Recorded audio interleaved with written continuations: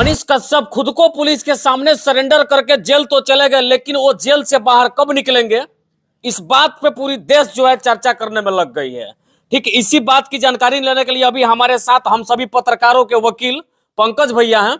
ये अभी अभी कोर्ट से बाहर निकल करके आए हैं, तो हम सोचे कि इनसे जानते हैं कि आखिर मनीष भाई जेल तो गए, लेकिन बेल पे बाहर कब आएंगे, इस पे चर्चा करने के लिए आए हैं। सबसे पहले तो स्वागत है पंकज भैया। आपका भी बहुत बहुत स्वागत है। और मनीष कश्यप का जेल जाना हम लोगों के लिए उतना चिंता का विषय इसलिए नहीं है कि ये चंपारण है। इतिहास अपने आप को दोहराता है।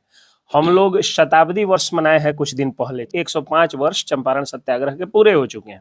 तो मनीष कश्यप जेल गए हैं, आज मुझे सूचना मिली है और मैं कोर्ट में था और अभी मैं घर आया, तब तक आपसे बात भी हो रही है।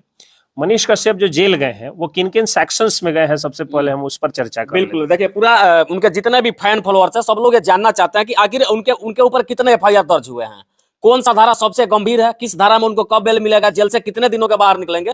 ये बेहद चर्चा का विषय है, सब लोग इस बात को जानना चाहते हैं। तो आप शुरू करिए वहां से कि उनके ऊपर कौन कौन सा धारा लगा है और किसमें कब बेल मिल सकता है और कितने दिन की सजा उनको हो सकती है। उन पर जो एफआईआर सामने नजर आ रहा है, जो एफआईआर की जो धाराएं अभी सामने नजर आ रही है हम लोगों की सूचना में जो है, क्योंकि मनीष कश्यप की पूरी टीम आउट ऑफ कांटेक्ट हो चुकी थी इधर कुछ दिनों से, और अभी वो सरेंडर भी कर चुके हैं, तो जाहिर सी बात है उनसे कोई बातचीत नहीं है। लेकिन जो सोशल मीडिया और कुछ पुलिस सूत्रों के माध्यम से जो मालूम हुआ है, उसके आधार पे 153 सेक्शन है, मतलब सेक्शन 153 है।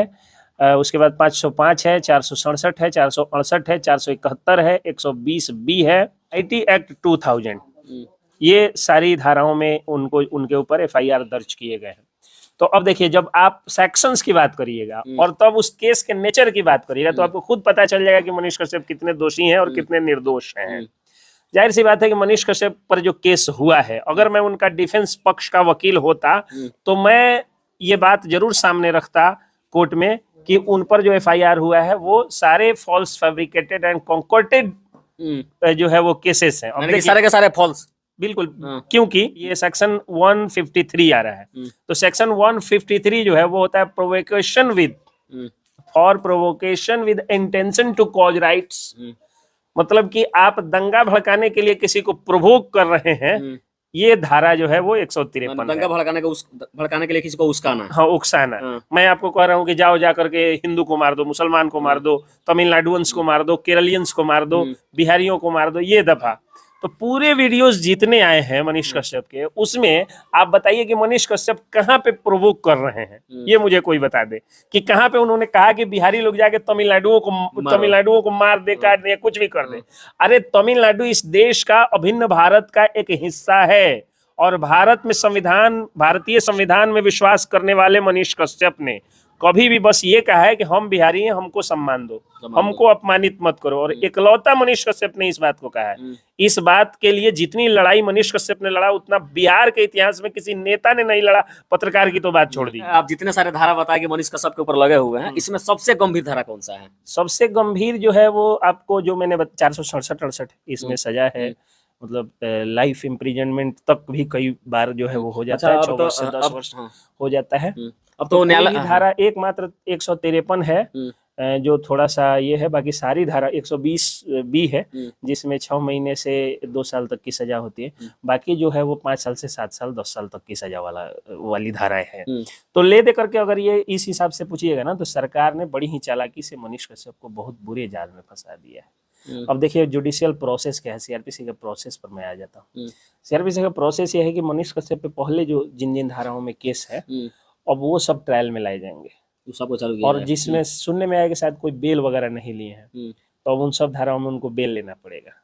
तो अब होगा क्या कि ये जब जेल जाएंगे, बहुत दुखी हो रहा हूँ मैं इस ये करने, क्योंकि कोई व्यक्ति था जो हम लोगों की आवाज उठा रहा, लेकिन बड़ा दुख हुआ। कल मैं कचहरी से वो में गया तो लोगों ने फोन करके पूछा कि क्या होगा, तो मैं 2 दिनों से जवाब नहीं दे रहा था। और आज आप यहाँ आए हैं, थोड़ी देर पहले कचहरी चौक से मनीष कश्यप को ले जाया गया, गुमटी बंद थी, कुछ गाड़ियों का काफिला था, और मनीष कश्यप को गमछा ओढ़ा करके, जैसे भटकल जैसे आतंकवादी को पकड़ा गया, बिल्कुल उस तरह से गमछा ओढ़ा करके ले जाए। कोई सम्मान नहीं है कि एक पत्रकार को ले जा रहा है, कोई सम्मान नहीं है कि एक सेलिब्रिटी को ले जा रहे हैं, और वो सेलिब्रिटी जनता का सेलिब्रिटी है, पैसे में वो सेलिब्रिटी नहीं, लोगों के दिल में जगह बनाता है।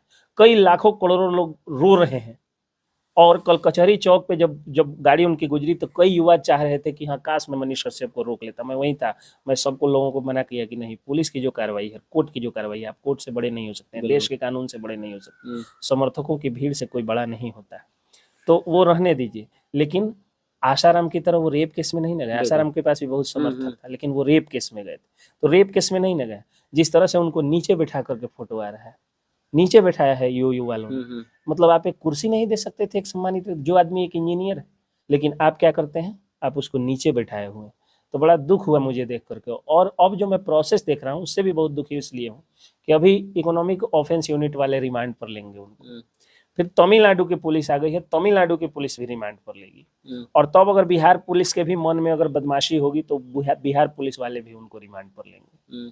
तो ये रिमांड में ही कुछ दिन ये लोग जेल में रख देंगे, मतलब रिमांड में ही कुछ दिन रख लेंगे, तब उनको भेजा जाएगा न्यायिक हिरासत, तब ट्रायल होगा तो उनको क्लीन चिट तो मिलना ही है। मैं जानता हूँ क्लीन चिट मिलना है, क्योंकि केस का जो नेचर है और जो उनके पास एविडेंस है वो सीधे दिख रहा है, डिजिटल एविडेंस सारा दिख रहा है कि हम मनीष कश्यप निर्दोष हैं। तो वो मतलब निकलेंगे बेचारे, मतलब निकलेंगे निर्दोष होकर के, दोष मुक्त होकर के, बाइज्जत बरी होंगे।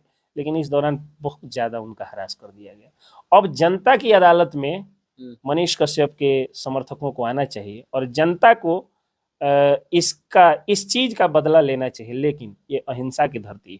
महात्मा गांधी लड़ाई इसलिए जीते थे क्योंकि अहिंसा पर थे।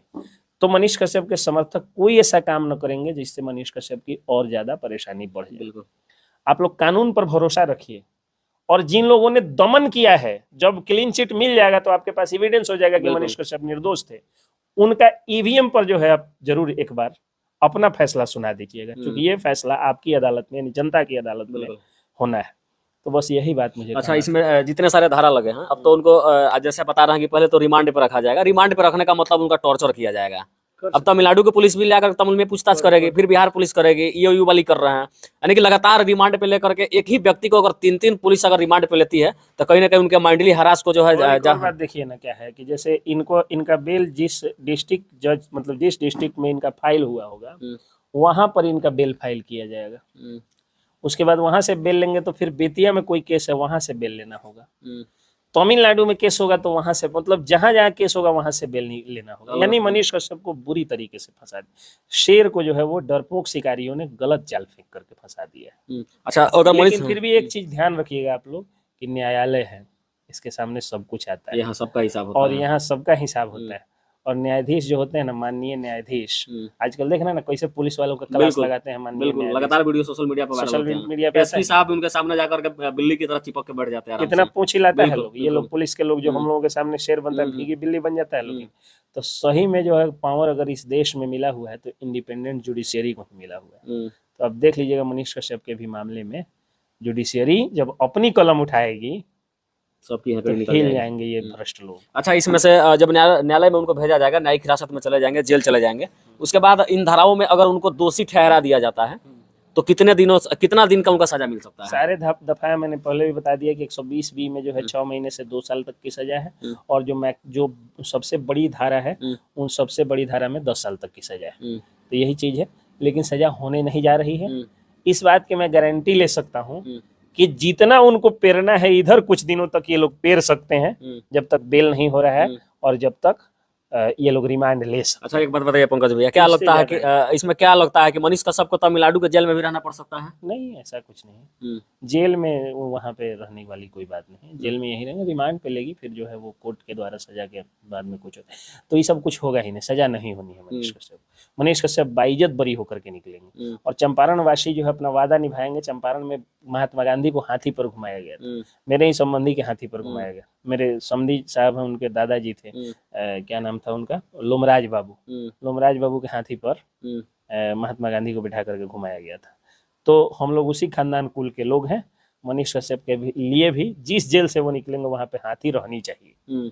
हम लोग व्यवस्था करेंगे और हाथी पर बैठ करके उनको ले आया जाएगा, हाथी पर बैठा स्वागत किया जाएगा, घुमाया जाएगा। बिहार के लोग स्वागत करेंगे और बता देंगे कि सत्याग्रह में एक दूसरा पीर मोहम्मद मुनीश, एक दूसरा महात्मा गांधी जेल गया था जो बाहर। अच्छा, जाते जाते एक अंतिम सवाल, कितना समय लग जाएगा उनको पूरी बिहार की जनता के सामने आने में? ये नहीं कहा जा सकता है, लेकिन न्यायालय पर पूरा भरोसा है कि न्यायालय ज्यादा समय नहीं लगने देगी।